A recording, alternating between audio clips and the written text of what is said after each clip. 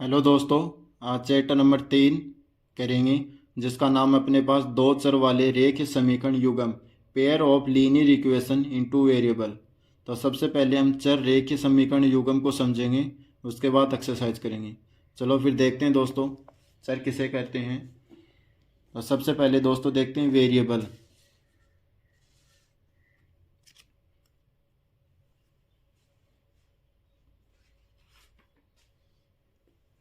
Variable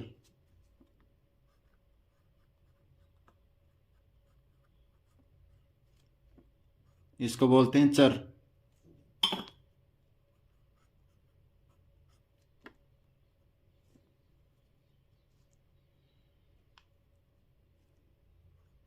ए B C S T X Y Z ये सभी दोस्तों वेरिएबल होते हैं, अचर राशि होते हैं। किसी भी न्यूमेरिकल वैल्यू के जो पीछे लगे होते हैं वो वेरिएबल होते हैं, चर राशियाँ होती हैं।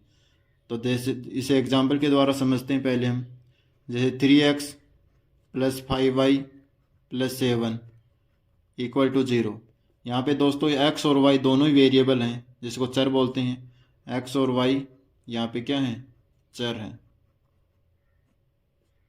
ये दोस्तों अपने पास 3, 5 और 7 यहाँ पे कांस्टेंट वैल्यू हैं, इसे अचर बोलते हैं। अब समझते हैं समीकरण।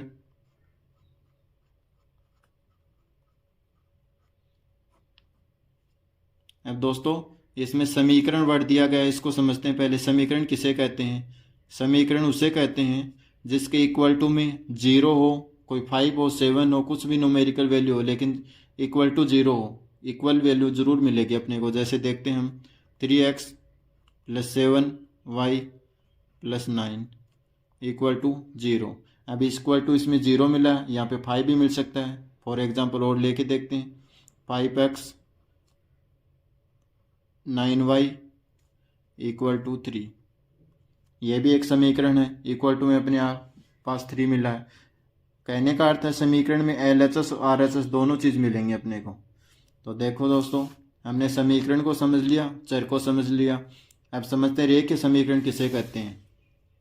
तो रैखिक समीकरण जिसे बोलते हैं लीनियर इक्वेशन, रैखिक समीकरण।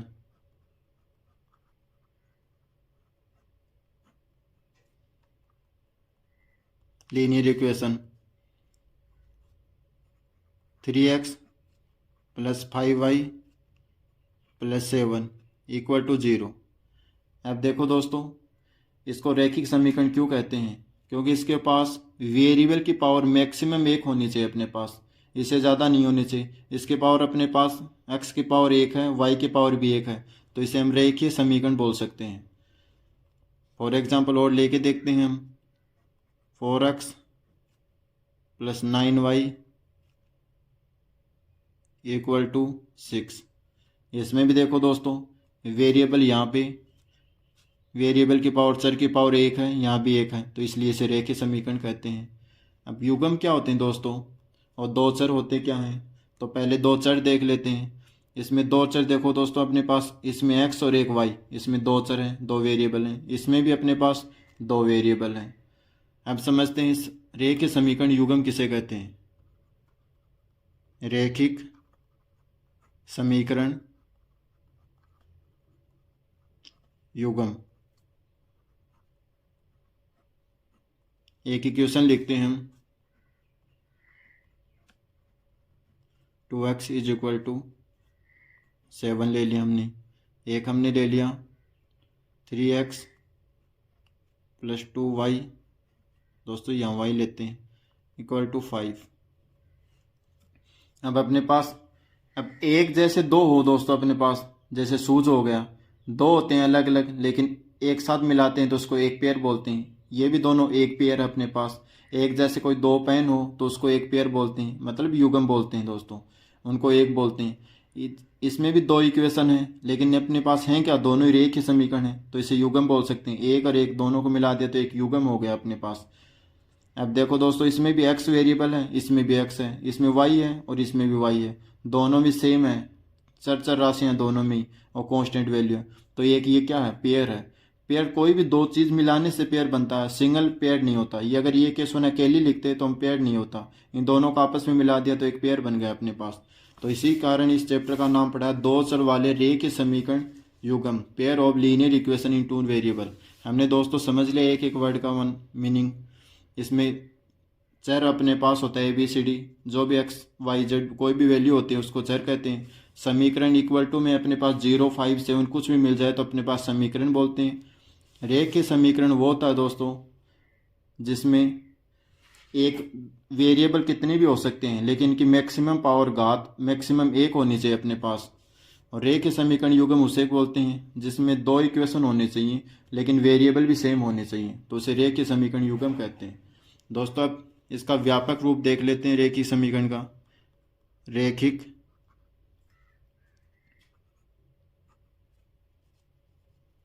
समीकरण का व्यापक रूप, जर्नल इक्वेशन। रेखिक समीकरण की जर्नल इक्वेशन क्या है अपने पास? AX plus BY plus C equal to में 0। अब दोस्तों क्वेश्चन नंबर फर्स्ट। आफ्ताब अपनी पुत्री से कहता है कि 7 वर्ष पूर्व मैं तुमसे 7 गुनी आयु का था, अब मैं 3 वर्ष बाद मैं तुमसे केवल 3 गुनी आयु का रह जाऊंगा। और इस स्थिति को बीज गणितीय एवं ग्राफ के रूप में व्यक्त करना। अपने को पहले इसे सॉल्व करना है अलजेब्रिक रूप में और फिर अपने को ग्राफ में शो करना है। तो देखते हैं दोस्तों इसको।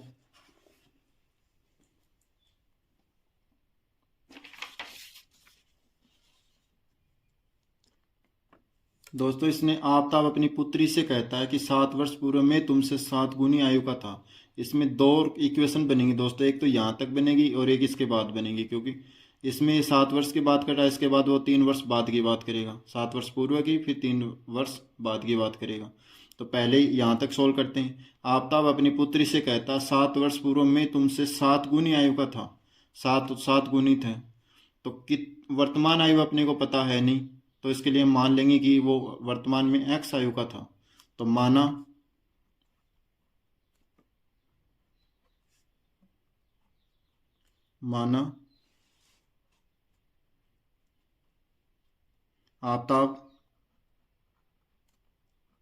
आफ्ताब की वर्तमान आयु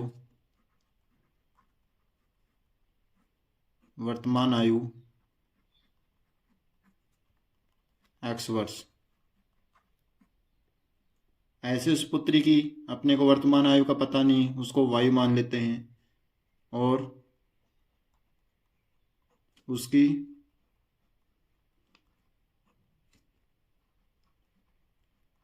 पुत्री की वर्तमान आयु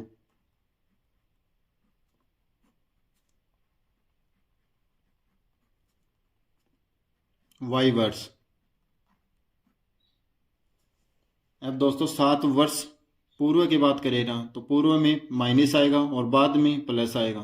तो पूर्व की बात करेगा तो लिखते हैं 7 वर्ष पूर्व आफ्ताब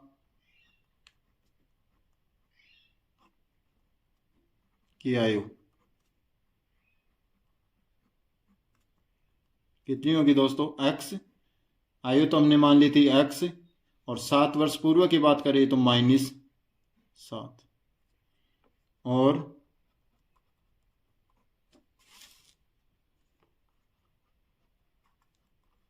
उसकी पुत्री की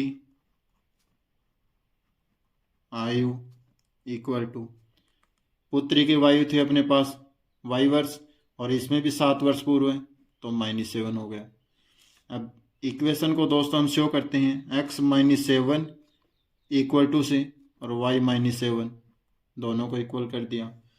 अब ये बोल रहा है दोस्तों क्वेश्चन में 7 वर्ष पूर्व में तुमसे 7 गुनी आयु का था। ये पहले से ऑलरेडी 7 गुना था जो पिता था, और पुत्री नहीं है तो इसको हम 7 गुना इसको भी बनाएंगे, दोनों को बराबर करेंगे। ये दोनों को बराबर कर दिया। अब मल्टीप्लाई सोल्व करते हैं इसको। 7 को इसके साथ मल्टीप्लाई किया तो 7y, माइनस 7 को गुणा किया तो 49। अब दोस्तों इसको इधर ले आएंगे, x माइनस 7, ये माइनस का 7y इक्वल टू ये माइनस के 49। अब ये कांस्टेंट है, इसको उधर ले जाएंगे, x माइनस 7y, ये अपने पास माइनस 49 साइड में गया तो अपने पास आ गया 7 प्लस का। अब x माइनस 7y, ये आ गया माइनस के 42। 49 में से 7 सब्ट्रैक्ट करेंगे तो 42 आ जाएंगे अपने पास, और वो माइनस के, क्योंकि माइनस वाली संख्या दोस्तों बड़ी है। इक्वेशन नंबर आ गई अपने पास फर्स्ट। फिर देखो क्वेश्चन, अब मैं 3 वर्ष बाद मैं तुमसे केवल 3 गुनी आयु का रह जाऊंगा। 3 वर्ष बाद की बात कर रहा दोस्तों, तो वर्तमान में हमने x माना था, और 3 वर्ष बाद तो x प्लस 3 हो जाएगा दोस्तों अब की बार। तो लिखते हैं 3 वर्ष बाद आफ्ताब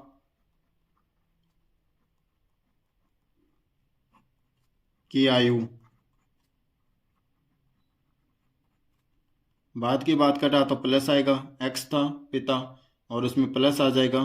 3 वर्ष की बाद की बात कर रहा तो प्लस में 3, और उसकी पुत्री की आयु,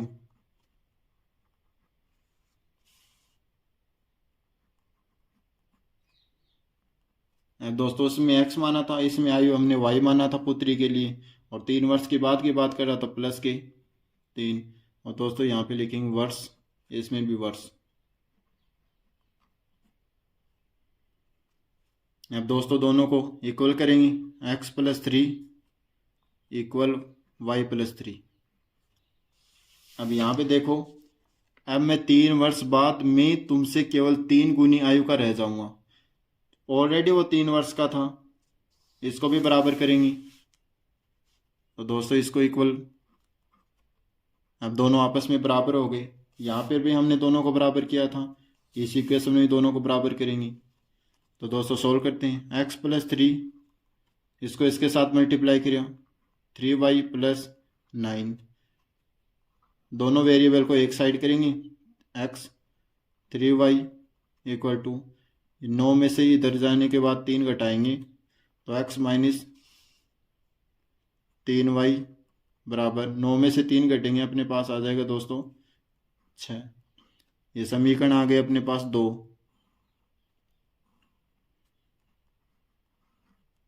अब इसका ग्राफीय रूप देखेंगे, देखते हैं ग्राफीय रूप। ग्राफीय रूप,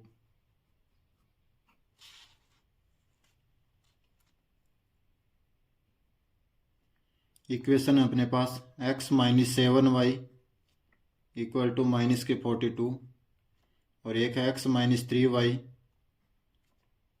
इक्वल टू 6। अब दोस्तों पहली समीकरण लेके देखते हैं हम, x माइनस 7y बराबर माइनस के 42।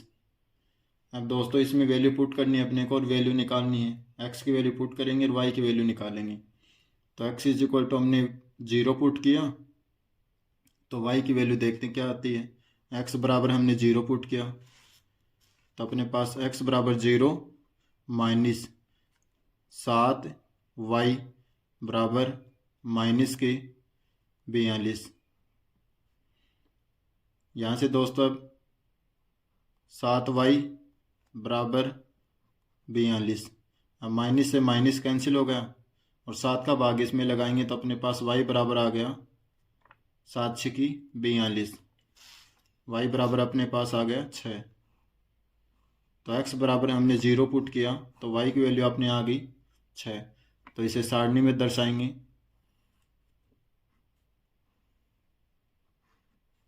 यहाँ से हमने लिख लिया x और y। x की वैल्यू हमने ली 0 तो y की वैल्यू अपने पास आई 6। अब दूसरी निकालते हैं दोस्तों। अब यहाँ पे दोस्तों 1 रख के देखते हैं और एक उधर जाएगा तो 41 होंगे, 41 में 7 का भाग जाएगा नहीं। वैसे 2 रखेंगे तो 40 में फिर 7 का भाग जाएगा नहीं। ऐसे दोस्तों अपने पास 7 ही रखेंगे लास्ट में हम। तो x बराबर हमने 7 पुट किया, तो x माइनस 7 y बराबर माइनस के 42। ये समीकरण, इसमें 7 रखेंगे, 7 माइनस 7y बराबर माइनस 42। अब दोस्तों 7 उधर जाएगा, माइनस के 7y बराबर, तो 42 में से 7 ऐड होंगे माइनस के 42, और उधर जाएगा तो माइनस का 7 होगा। तो अपने पास हो गए माइनस 7y, और माइनस के 42 और माइनस के 7 अपने पास हो गए 49, माइनस के 49। और अब माइनस से माइनस कैंसिल हो गया अपने पास, और y का भाग इसमें लगाएंगे, 7 का भाग 49 में, तो अपने पास दोस्तों आ जाएंगे 7। तो x का वैल्यू हमने 7 पुट किया, तो y की वैल्यू अपने पास 7 आ गई। तो यहाँ पे लिख देंगे टेबल में x की वैल्यू 7, तो y की वैल्यू भी 7। ऐसे ही समीकरण नंबर 2 को हल करके देखते हैं। अपने पास समीकरण थी x माइनस 3y बराबर 6। अब दोस्तों इसमें x बराबर हम पुट करेंगे 0, सबसे छोटी छोटी है, तो 0 पुट किया, 0 माइनस 3y इक्वल टू में 6। अब यहाँ से माइनस के 3y इक्वल टू 6। अब y की वैल्यू निकालेंगे दोस्तों यहाँ से, तो 6, और ये डिवाइड में -3 चला गया, तो यहाँ से अपने पास आ गया 2, 3 का भाग इसमें लगाएंगे 2 बार, और माइनस, तो y की वैल्यू अपने पास आ गई -2। तो हमने x बराबर 0 पुट करने पर अपने पास y की वैल्यू आई है -2। इसे भी टेबल में दर्शाएंगे।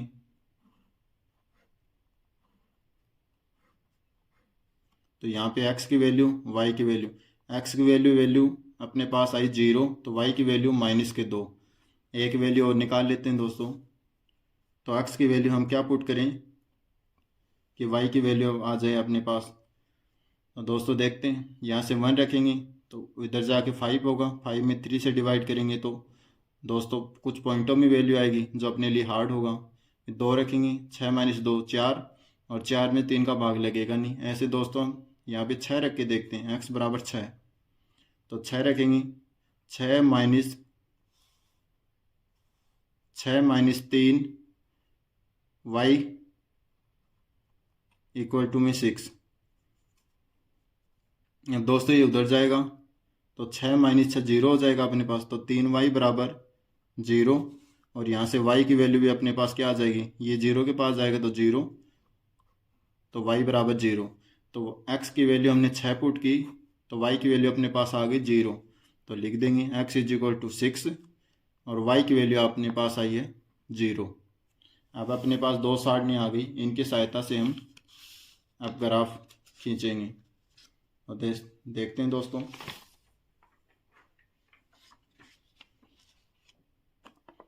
अब दोस्तों आपको ये सारा काम पेंसिल से करना है ग्राफ में। अब ग्राफ ड्रॉ करते हैं। पहले देखते हैं x इज इक्वल टू, अपने पास इस समीकरण के लिए x बराबर 0 है, तो x की वैल्यू 0 दोस्तों यहाँ पे होती है।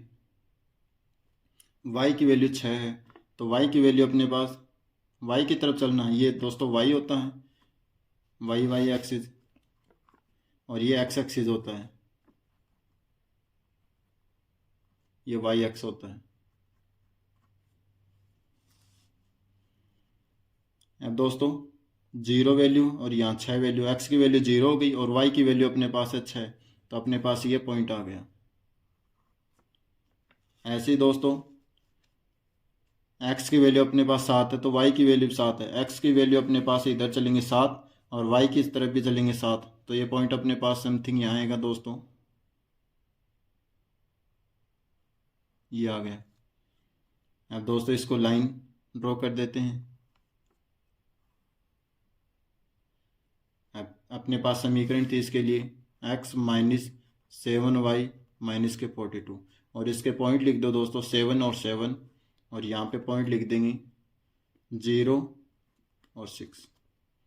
अब दूसरी इसके लिए अपने पास है दोस्तों x की वैल्यू तो 0 और y की वैल्यू -2, एक्स की वैल्यू 0 यहाँ होती है, वाई की वैल्यू भी 0 यहीं होती है। तो वाई की अपने को माइनस की दो तरफ चलना है, तो माइनस इधर है, तो एक्स बराबर 0, वाई माइनस की तरफ जाएंगे, तब माइनस के 2, ये आ गया दोस्तों। अब एक्स की वैल्यू अपने को 6 देखनी और वाई की वैल्यू 0, तो एक्स की वैल्यू अपने पास 6 यहाँ पे है और वाई की तरफ 0, तो यही है, ये पॉइंट आ गया अपने पास। अब लाइन ड्रॉ कर देंगे, ये भी एक स्ट्रेट लाइन आई है। अब पॉइंटों को लिख देंगे यहाँ पर। अपना पॉइंट था 0 और माइनस के 2, यहाँ पे था एक्स की वैल्यू तो 6 और वाई की वैल्यू 0, और इक्वेशन है अपने पास x minus 3y equal to 6। दोस्तों, मेरे द्वारा पढ़ाया गया अगर वीडियो आपको पसंद आ रहा था, वीडियो को लाइक कीजिए, शेयर कीजिए और चैनल को सब्सक्राइब कीजिए। थैंक यू दोस्तों।